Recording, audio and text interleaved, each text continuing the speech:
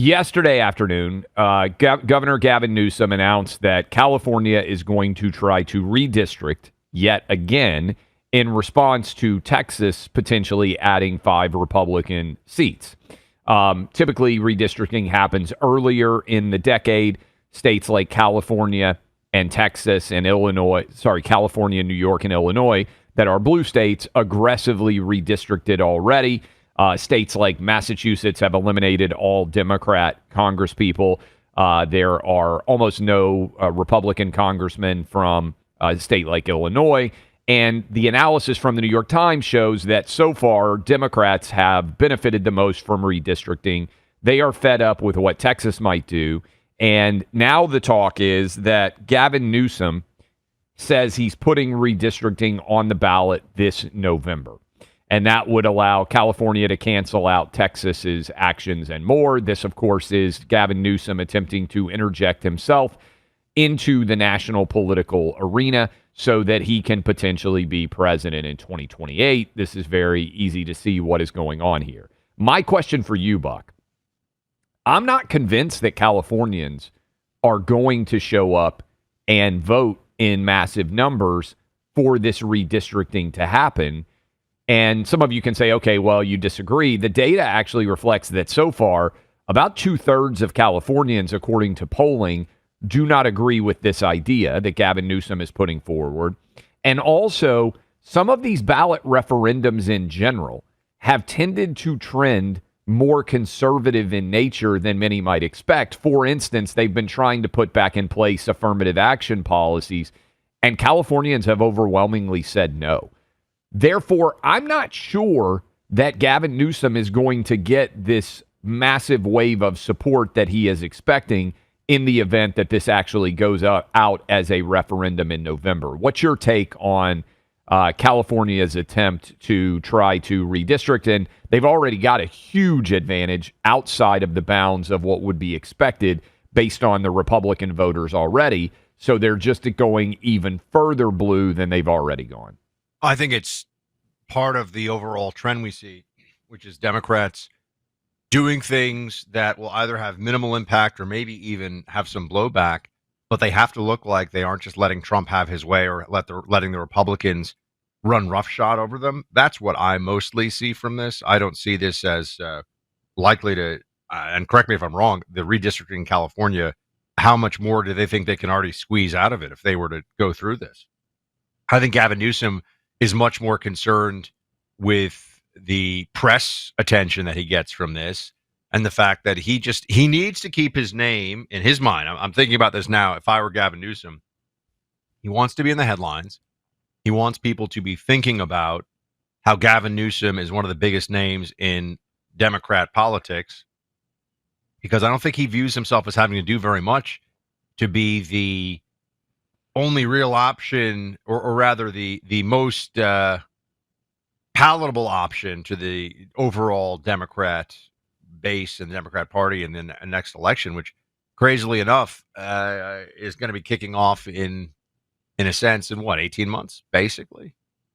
Not that far off from when real presidential politics starts again. This is one of the only things about Trump's second term that I think is going to require a lot of adjustment, even for his own side. Is he doesn't have. We're used to a president being in office, and the perception is that they'll have 8 years, or at least that's what their party wants. This time around, this is going to move pretty quickly. How many seats does Gavin Newsom even think they could squeeze out if they did more redistricting? I mean, how many more drops of juice can they get from the lemon here? Well, I think that's a fantastic question because, again, around 40% of Californians vote Republican. And I know we have this idea of painting with a broad brush, red state, blue state. But if you look geographically at California, it actually becomes somewhat difficult to alienate some of these Republican districts because huge swaths of California are actually ruby red.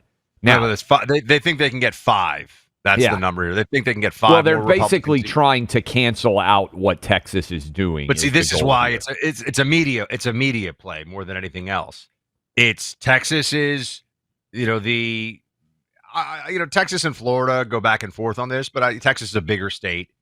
And, sorry, I have a little loyalty to Florida over here, but Texas is a great state and a red state. And really still, I think for a lot of people, the red heartland. And, it is our California, although maybe we should think of it as it is their Texas. And they're viewing this as, Gavin Newsom is viewing this as, this is how I show that we're not just going to lay down and let this happen, right? We're going to do more here in California. Now, it's funny, of course, the irony is that this undermines the argument that's being made about Texas. So they're saying, it's like they're saying, the refs are paid off. And then they're turning around saying, and we're paying off the refs in this other game because we're not just going to let the refs get paid off in this game. I said, well, you're saying that paying off refs is bad. That this is the argument is not that you do it and we don't do it. That's not what Democrats are saying. Democrats make this claim that gerrymandering is bad. Yes. But it's only gerrymandering when the other guys do it. So this is why the whole thing is preposterous. This is why sometimes I just throw my hands up with politics. It is almost impossible to point to something that one side does that the other side never does. That is the game. And so what Texas is doing is reacting later to what Democrats have already done. And again, I point to the New York Times.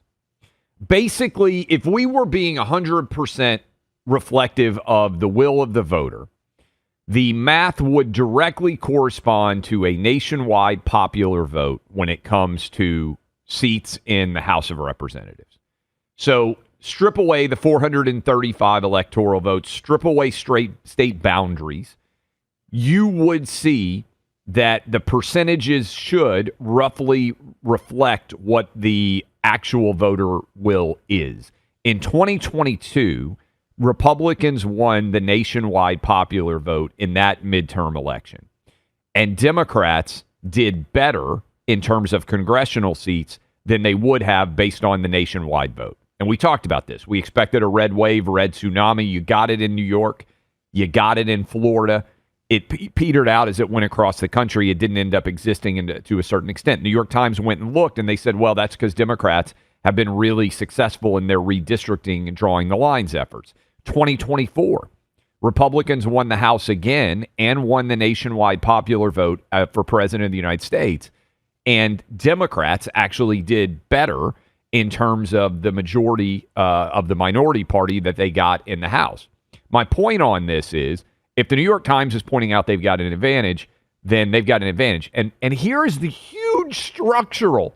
If we really want to have a conversation about redistricting and the 435 congressional seats, Democrats, by letting in 10 million illegals, continue to benefit immensely from illegal immigration populations because they're counted for purposes of congressional seat allocation. So a state like California, if they didn't have millions of illegal immigrants, would actually have lost congressional seats. Illinois, same way. New York, same way. If you want to talk about the big, transformative, unfair political advantage that Democrats have from a districting perspective, it's that they count 20 million illegals, at least. Tom Homan tells me there's 20 million, so I'm using his number. Some of you like a bigger number. Buck, they count all of these people that are overwhelmingly clustered in blue cities, in blue states, and that allows them to take an additional 10 to 15 seats, which would 100% be likely to swing the difference probably in 2026 if they were to take back the House. So that is the big structural advantage. They're not the victims here. They actually benefit by gerrymandering and redistricting, to say nothing of the fact that they actually screwed up the 2020 census and misallocated there in a substantial way, which Democrats are going to benefit from in 26 and 28. So this is like the bank robber claiming that they're the good guy. Yes, and they're going to keep doing it because their other argument is what? They don't really have one. So they just have to hope that they can make arguments that are self-refuting, but are full of a lot of emotion and a lot of Republicans bad or Trump bad. Really, Trump Republicans is same. Trump is a stand-in for all Republicans, and I think that Trump is more of a mobilizer of Democrat rage than anything else. So even though it's the Texas, this is the thing, it's the Texas state legislature that's handling this issue. it's Trump's fault, right? You've noticed Yeah. that it's Oh, yeah. anything that's bad that Republicans do anywhere to get Democrats to pay attention. They have to make it seem like Donald Trump has rolled his sleeves up and is in the back room pulling all of the strings and doing everything necessary to get this thing forward.